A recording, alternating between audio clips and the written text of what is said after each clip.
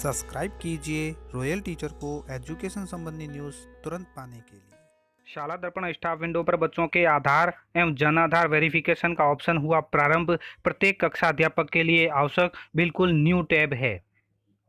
जी हाँ साथियों, जैसा कि आप सभी जानते हैं कि शाला दर्पण निरंतर अपडेट होता रहता है, तो कई तरह के ऑप्शन इसमें ऐड कर दिए जाते हैं, तो कई तरह के ऑप्शन है वो इसमें से हटा लिए जाते हैं। तो जिसकी जानकारी आपको समय समय पर रॉयल टीचर यूट्यूब चैनल पर दे दी जाती है। आज की इस वीडियो में हम बात करेंगे शाला दर्पण की। शाला दर्पण एक बार फिर अपडेट हुआ है। इस अपडेट के साथ बहुत बड़ी अपडेट ये लेकर आया है कि प्रत्येक कक्षा अध्यापक को अपनी कक्षा के विद्यार्थियों के आधार और जन आधार है वो अपडेट करने होंगे। अब जन आधार और आधार अपडेट किस प्रकार करने हैं, उसके लिए दोस्तों शाला दर्पण के स्टाफ विंडो में एक नया ऑप्शन ऐड कर दिया गया है। उस स्टाफ विंडो के माध्यम से आपको बच्चों के जन आधार और आधार को वेरीफाई करना है। अब किस किस का करना है कि जिस क्लास के आप क्लास टीचर है, आपको उस कक्षा के विद्यार्थियों का आधार और जन आधार प्रमाणीकरण करना है। पहले क्या होता था कि ये ऑप्शन आपको विद्यार्थी टैब में मिल जाता था। शाला दर्पण जब भी हम ओपन करते थे, इस तरह का पेज हमारे सामने आ जाता था। तो यहाँ पे हमें विभिन्न तरह के जो ऊपर टैब नजर आते हैं, उसमें विद्यार्थी टैब में हमें जाना होता था और विद्यार्थी टैब के अंतर्गत ही तो इसके अंदर हमें एक विद्यार्थी का आधार, जन आधार, बैंक और संपर्क प्रमाणीकरण का ऑप्शन मिल जाता था। तो यहीं से हमें इसको वेरीफाई करना होता था। अब इस ई ऑप्शन को शाला दर्पण इंटीग्रेटेड पोर्टल के स्टाफ विंडो में प्रारंभ कर दिया गया है, जहां से कक्षा अध्यापक को ये सभी वेरीफाई करने होंगे। जन आधार ऑथेंटिफिकेशन का नया ऑप्शन डाल दिया गया है। इस ऑप्शन के अंतर्गत आपको दोस्तों क्या काम करना है, कैसे करना है, आज की इस वीडियो में जानेंगे। तो दोस्तों वीडियो को अंत तक जरूर देखें। इसके लिए दोस्तों हम चलते हैं किसी भी ब्राउजर में और वहां जाकर टाइप करेंगे राजरमसा।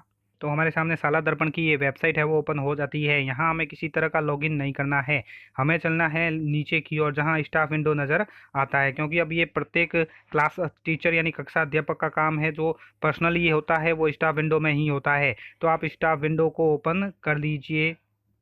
खोलने पर आपसे लॉगिन आईडी पासवर्ड पूछा जाएगा, तो जो आपकी पर्सनल लॉगिन आईडी पासवर्ड है वो डालकर आपको लॉगिन कर दीजिए। लॉगिन होने पर दोस्तों आपके सामने शाला दर्पण इंटीग्रेटेड पोर्टल का ये पोर्टल ओपन हो जाता है। इस तरह की आपके सामने स्क्रीन आ जाती है।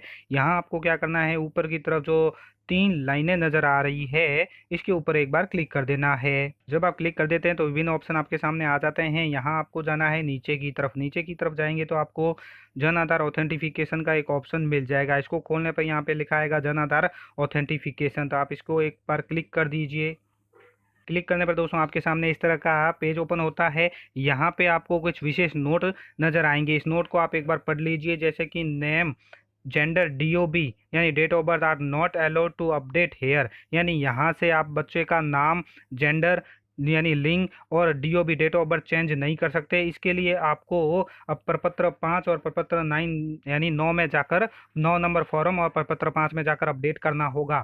साथ ही बिफोर ऑथेंटिफिकेशन यानी ऑथेंटिफिकेशन से पहले स्टूडेंट के जन आधार, आधार मेंबर आईडी आर एडिटेबल, यानी ऑथेंटिफिकेशन से पहले अगर आप विद्यार्थी के जन आधार, आधार ये मेंबर आईडी एडिटेबल है, उसके बाद नहीं होंगे। Green label indicated authentication student, यानी स्टूडेंट के जब भी ये ऑथेंटिफाई हो जाएंगे तो ग्रीन लेबल आपके सामने नज़र आ जाएगा, ताकि आपको पता चल जाए। यहाँ आपको दिखाते हैं नीचे की तरफ क्लास और सेक्शन। यहाँ पे जो लिखा आ रहा है all class and section as per teacher charge incharge, class incharge यानी जिस क्लास के क्लास टीचर है वो क्लासें यहाँ पे शो कर देगी। आपको क्या करना है, गेट क्लास वाइज डाटा, उसके ऊपर क्लिक कर देना है। तो जिस क्लास के क्लास टीचर है वो सारी क्लासें यहाँ पे आपको शो करेगी। और यहाँ पे देख पा रहे होंगे दोस्तों, मैंने देख लिया। तो गेट डाटा के ऊपर क्लिक किया है, तो मैं जिस क्लास का क्लास टीचर हूँ वो सारे बच्चे यहाँ पे मेरे शो कर रहे हैं।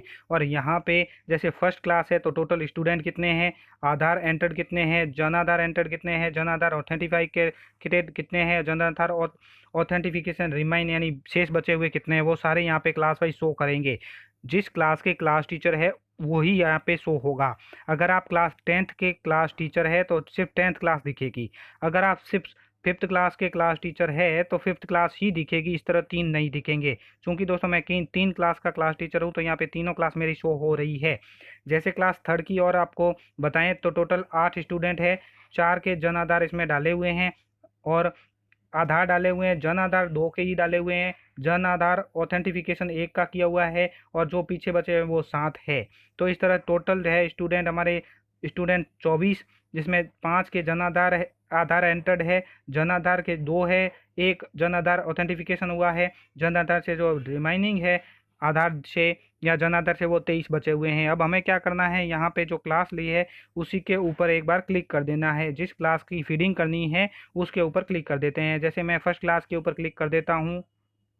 जैसे ही फर्स्ट क्लास के ऊपर क्लिक करते हैं तो डाटा ऑफ स्टूडेंट यहाँ पे शो हो जाता है। तो यहाँ पे सबसे पहले आ जाएगा टोटल स्टूडेंट कितने हैं और जन आधार ऑथेंटिफाई कितने हुए हैं और टोटल रिमाइनिंग कितने हैं। यानी अभी एक भी जन आधार ऑथेंटिफाई हुआ नहीं, इसलिए 0 लिखा आ रहा है। जैसे जैसे हम कर देंगे तो यहाँ पे ये संख्या बदल जाएगी, ये यहाँ से माइनस होती जाएगी। अब यहाँ से आपको 2 इंडिकेट दिखाई दे रहे हैं। तो इस बटन के ऊपर यानी इस तरह से बटन जो आएगा आपके सामने वो तो होगा Jan Aadhaar and Aadhaar authentication के लिए।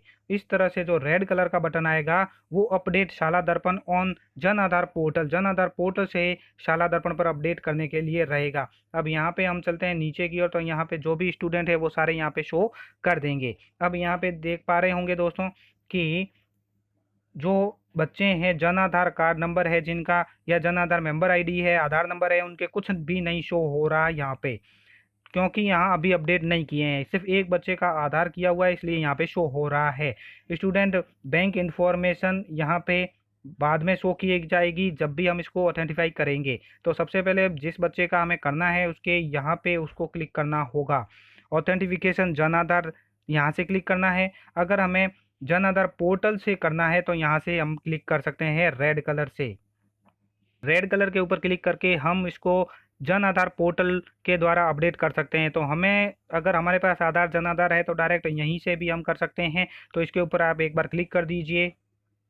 तो शाला दर्पण पर प्रपत्र 5 में जैसी बच्चे की डिटेल है वो सारी यहाँ पे आपको शो करेगी, जैसे क्लास, सेक्शन, नेम, मेल या जन आधार। अब यहाँ पे देखिए डीओबी मेल सब शो हो गया है। अब आपको यहाँ पे आधार नंबर डालना है या जन आधार नंबर डालना है, जन आधार की मेंबर आईडी डालनी है और नीचे ऑथेंटिफिकेशन आधार, ऑथेंटिफिकेशन जन आधार और आधार दोनों का ऑप्शन आ रहा है। तो एक एक बार दोनों को ही अपडेट कर देना है।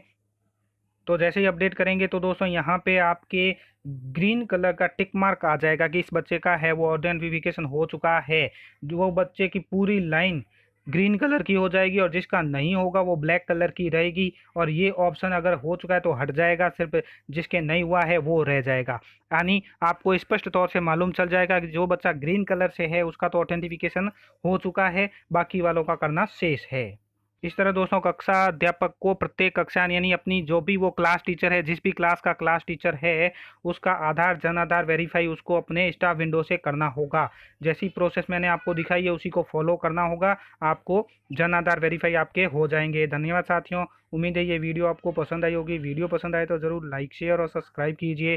पास में आने वाले घंटी के बटन को ज़रूर दबाएँ एजुकेशन संबंधी न्यूज़ तुरंत पाने के लिए।